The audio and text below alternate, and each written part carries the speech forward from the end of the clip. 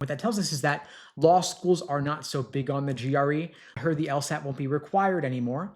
So the LSAT is still required by the vast majority of law schools.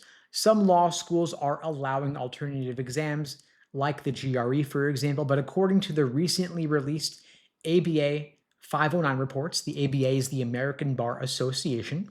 They published detailed stats on every single ABA approved law school. And what they're showing is that despite law school student numbers increasing last cycle, the number of students getting in with GRE scores actually dropped during that same period. And when it should have risen to stay proportionate with the number of law school students entering. What that tells us is that law schools are not so big on the GRE.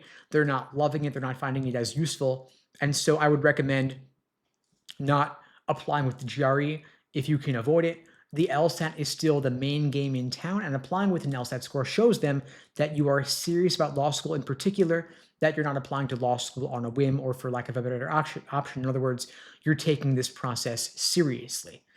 And by the way, the LSAT score is correlated with first year law school grades, correlated with bar passage rates as well. And law schools want to admit students who are likely to do well in law school and also pass the bar. The GRE is not demonstrated with the same degree of seriousness to be correlated well with first year law school grades or bar passage rates. And so if you want to improve your odds of getting in, if you want to improve the scholarship money you can get, the LSAT score is the best way to do it.